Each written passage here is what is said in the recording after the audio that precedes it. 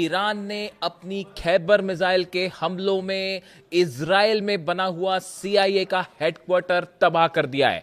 देखिए, ये पहला मौका है जब सीआईए के या अमेरिकी सेना का एक जॉइंट हेडक्वार्टर बनाया गया था, उसके ठीक ऊपर खैबर मिसाइल गिरी है और दफ्तर तबाह हो गया है।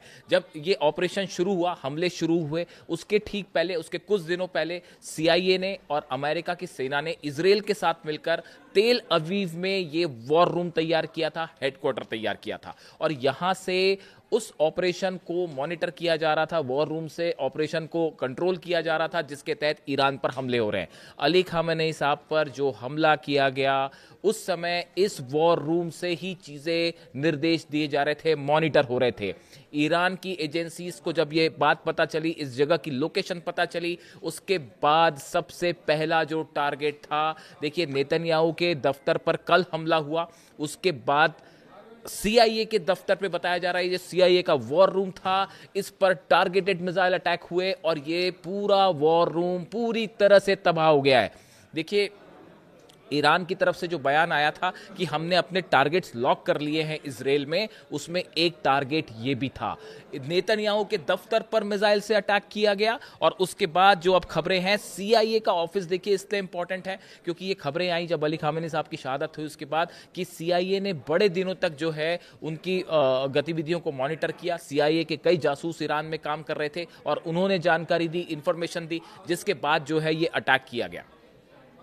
यानी टारगेट नंबर 1 ईरान का था। अब सीआईए, उस एजेंसी, अमेरिका की वो एजेंसी जो कि जिस पर लगातार इस बात के आरोप लगे कि ईरान में जो प्रोटेस्ट हुआ, प्रदर्शनकारियों को भड़काया गया, मोसाद के साथ मिलकर, इजराइल की एजेंसी मोसाद। और जब ये हमले शुरू हुए और गिरल्ड आर फोर्ड जब एयरक्राफ्ट कैरियर पहुंचा हाइफा, उसी दौरान यहाँ पे ये हेडक्वार्टर सेट किया गया था और ये तय किया गया था कि यहीं से पूरे ऑपरेशन को जो है वो अंजाम दिया जाएगा।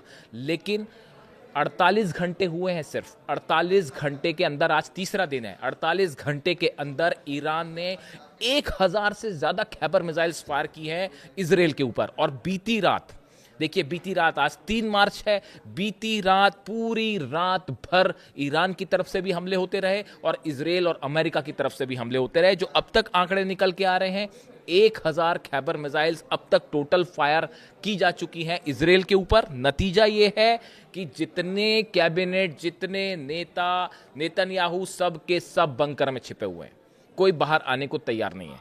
दूसरी चीज, करीब 400 से 500 बिल्डिंग ऐसी हैं जो कि पूरी तरह से तबाह हो गई हैं, जिसकी तस्वीरें अब सामने आ रही हैं। ऐसी तबाही इजराइल ने पहले कभी नहीं देखी।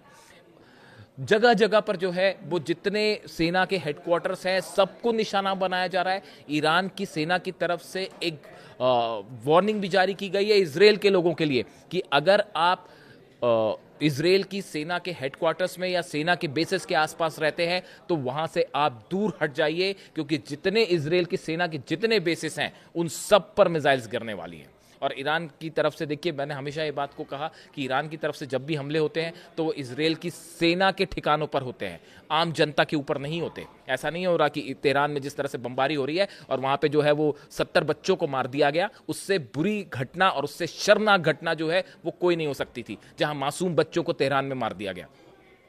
लेकिन ईरान की सेना ने जो हमले किए हैं, वार्निंग दी है कि आप बेसिस से दूर हो जाइए।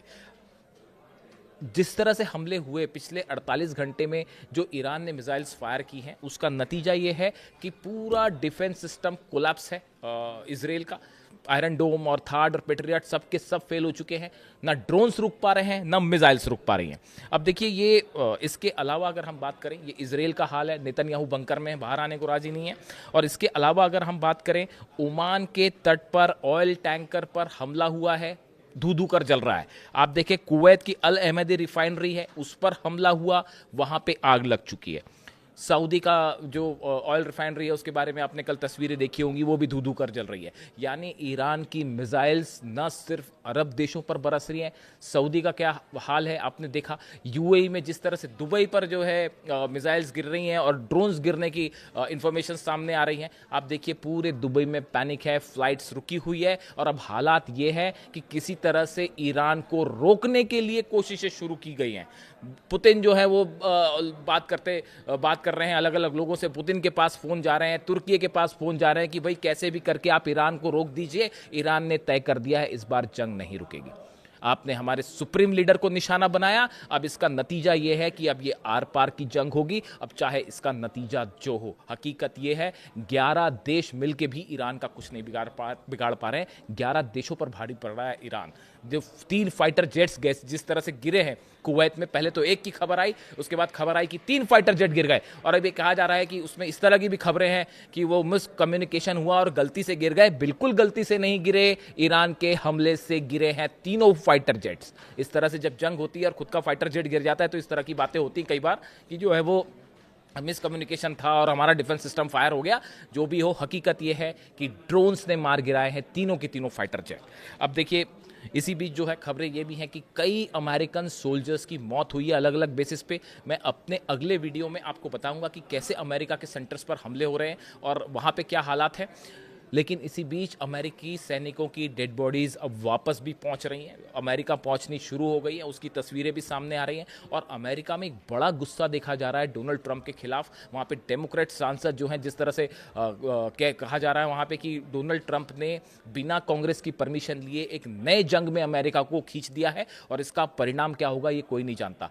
देखिए, ब्रिटेन के प्राइम मिनिस्टर तो जो है उनकी तरफ से ये कहा गया, डोनाल्ड ट्रंप को ये कहना पड़ा कि हमने ब्रिटेन के बेसिस का इस्तेमाल नहीं किया। यानी ब्रिटेन के प्रधानमंत्री भी अब ये महसूस कर रहे हैं कि कहीं ऐसा संदेश ना चला जाए कि हमने भी मदद की है और उसका नतीजा ये हो जाए कि फिर गुस्सा ईरान का जो है वो ब्रिटेन पर भी निकले। देखिए, बात सिर्फ इस जंग की नहीं है, ये एक ऐसी मिस्टेक हो गई है जिसका परिणाम लंबे समय तक देखने को मिलेगा। ये जंग अब रुकेगी नहीं। जंग में कोई भी जीते कोई हारे वो एक अलग बात है, लेकिन ये एक ऐसी जंग शुरू हो गई है जिसके नतीजे अब सालों तक आगे बढ़ते रहेंगे। देखिए, इसी बीच जो है एक बड़ी और अहम खबर ये भी है कि अमेरिका की जितने बेसेस हैं, 27 बेसेस हैं जिसको निशाना बनाया है ईरान ने, और उसमें से 5 बेस ऐसे बताए जा रहे हैं जो कि पूरी तरह से तबाह हो गए। उसमें एक बहरीन का बेस है, पूरी तरह से तबाह है। कुवैत का बेस है, पूरी तरह से तबाह है। अल उदैद बेस पर भी जो उनका रडार सिस्टम लगा था वो पूरी तरह से तबाह हो चुका है। यानी आप देखिए, इस पूरे इलाके में न सिर्फ इजराइल को बल्कि अमेरिका के कई सेंटर्स को बड़ा नुकसान पहुंचा है। देखिए, मैं इसको लेकर एक अलग से वीडियो करूंगा कि अमेरिका को इस पूरे जंग में कहां पे कितना नुकसान पहुंचा है, उसका एग्जैक्ट एक्यूरेट आंकड़े क्या है, इसको लेकर मैं अगले वीडियो में आपको अपडेट दूंगा। लेकिन फिलहाल ईरान ने धुआं कर रखा है 10 देशों को। देखिए, इससे जुड़ा जो भी अपडेट होगा आप तक पहुंचाऊंगा। Thank you so much.